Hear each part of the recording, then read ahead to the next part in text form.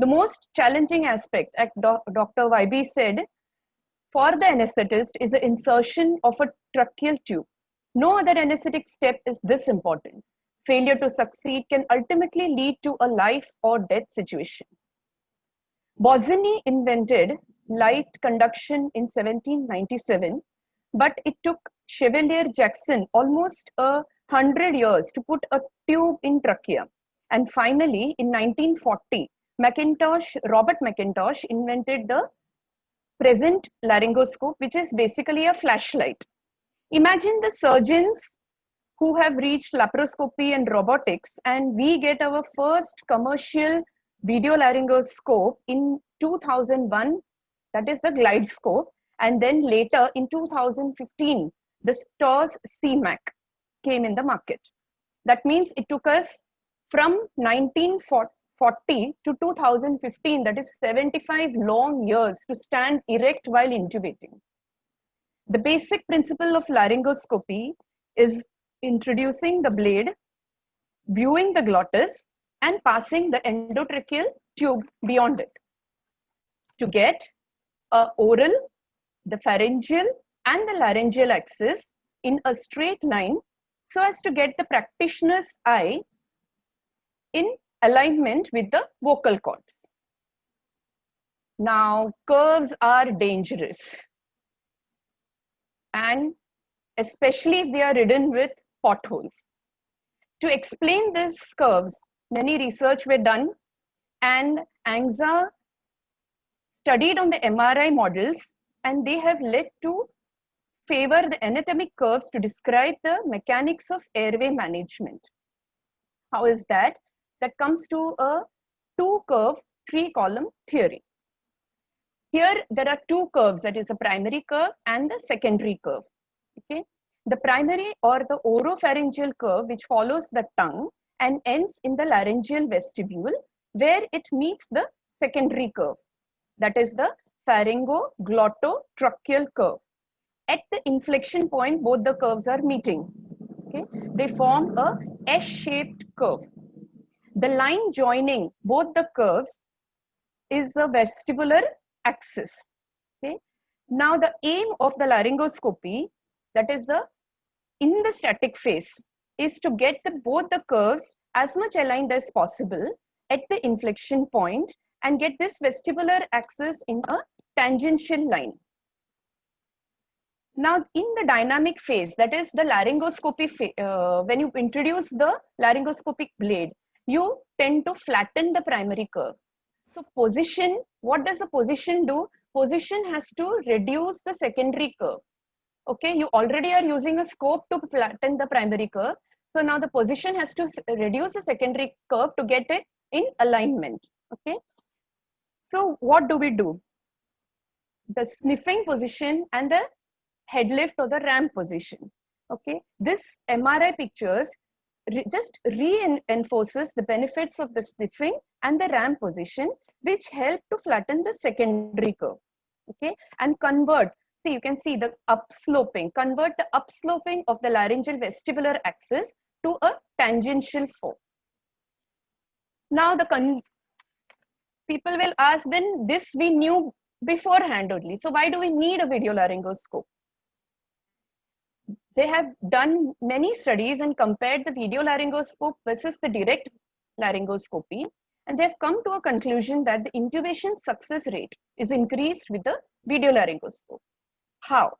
Dr. Maya Suresh explains very well that in the video laryngoscope, the point of view is shifted from the anesthetist eye here, okay, to the camera on the blade to visualize the laryngeal structures, eliminating the need for a direct line of sight, and thus allowing us to stand tall and erect while intubating.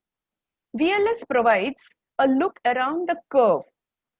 Okay, it provides a look around the curve, increasing the visual axis from 15 degrees in the McIntosh classic laryngoscope blade to 60 degrees in a video laryngoscope, or more so in the D blade.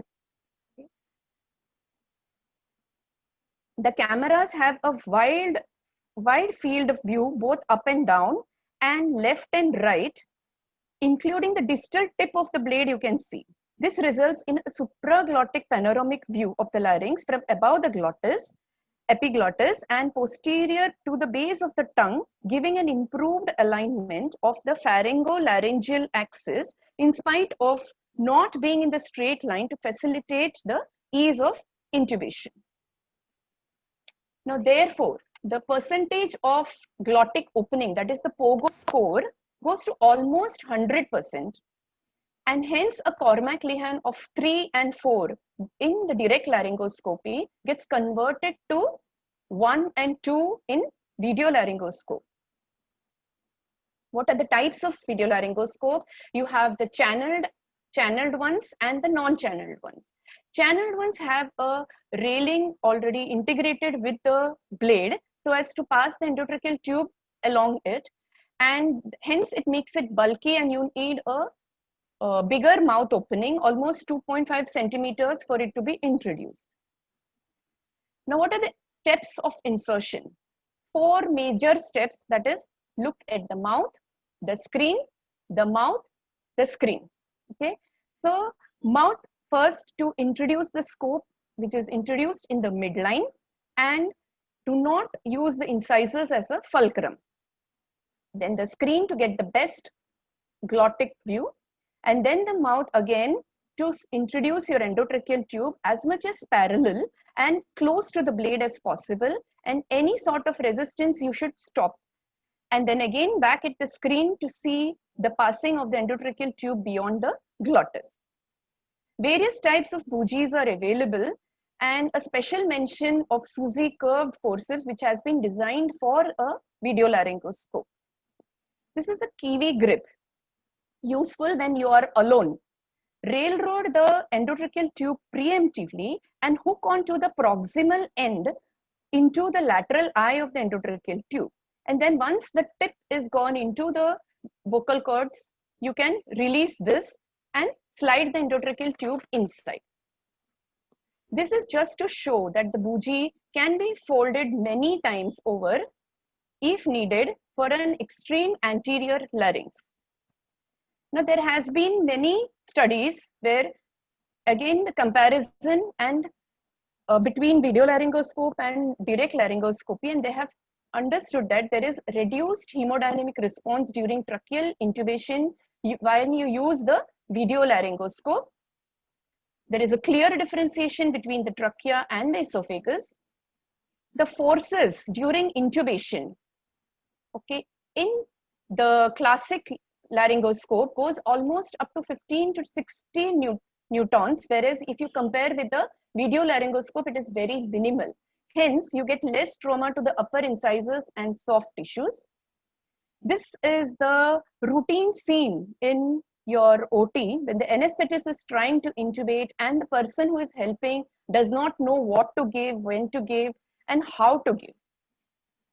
With the video laryngoscope, you can see the anesthetist is standing erect and people around can help with the bougie, with the endotracheal tube, with the external laryngeal manipulation. The suction is ready and they are all participating in the intubation process.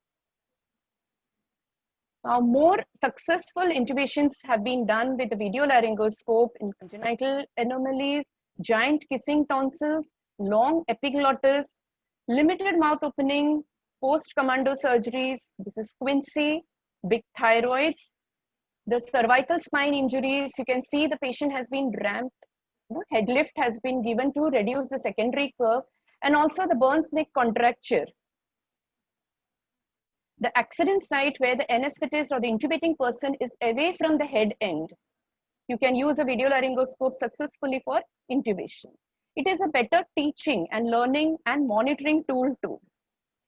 What is the future of video laryngoscope? It can be used in the PAC for pre-op evaluation of the airway. You can be prepared and hence you get a better informed anesthesiologist. For education or researchers, you have better teaching options, telemedicine, tele-intubation. You can give remote advice to your juniors. The difficult airway alert or the identification can be documented. Video laryngoscopy, it's time to change our practice. We have now The tools available to facilitate successful, fast, accurate, atraumatic tracheal intubation in patients with normal airway, anticipated difficult airway, unanticipated difficult airway, all the patients undergoing anesthesia, elective and emergency surgery, video laryngoscope should become the rule and not an exception. Now coming to what all are available in the market, the CMAC, that's the first scope which had come to the market, the concurrent media access control. Karl Storz fourth generation is available now. It is outstanding in wide field of vision, CMOS chip, no fogging. Real-time recording can be done. The sizes 0 and 1 are Miller shaped, 2, 3 and 4 is Macintosh shaped. D blade for the difficult airway with hyperangulated model.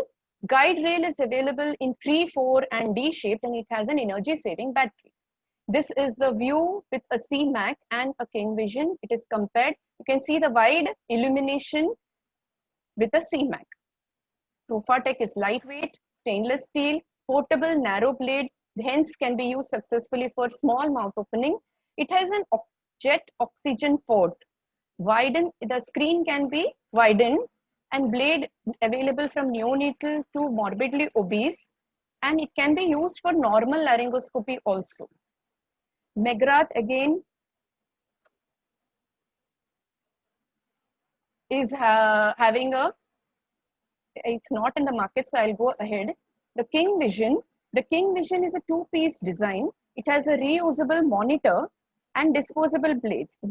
Disposable blades are either channeled and non-channeled ones. Okay, and it comes in pediatric in 3 and 4 sizes.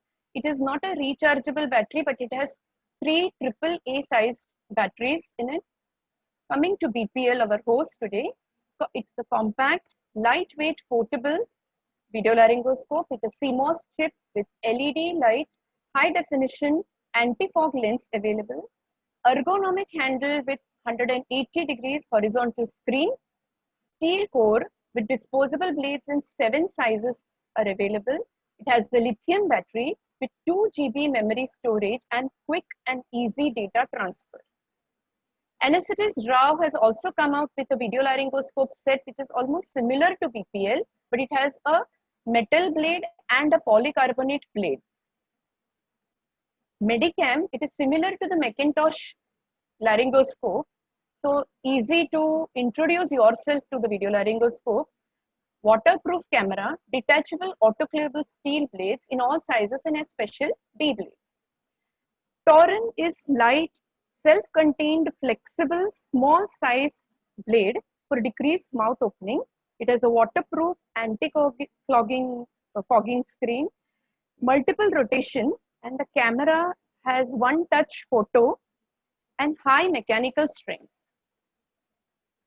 Best data, this along with the 6 different sizes of blade, it also has a flexible video stillet. Coming to TAR scope, this has been designed by our anesthetist friend from Rajkot. He has, it's a cheaper option, and this can be connected to your mobile, which can show the image. There are many other video laryngoscopes available. Every information is available on the net. But how to choose a video laryngoscope? Detachable blades are better. Metal, you can autoclave. And if it is disposable, it decreases the patient to doctor to patient cost. Thin blade gives a better physiological fit. And small size, it can fit into a smaller mouth opening. Camera, better if it is adjustable and the viewing angle is wide. Megapixel, if it's higher, then it gives a clearer image. The disconnecting should be noted between the camera module and the blades. It can be highly irritating if it comes out at the crucial moment. Recording and storage facility should be available. Battery, preferable rechargeable lithium battery. But if not, then the battery should be super long endurance, because if you use the routine everyday battery, the minute you put and you switch on, it switches off. Okay. Blades, if you are routinely doing obesity surgeries with a BMI of more than 40, you better go for good strength blade and metal blades are preferred, especially the curved D blades.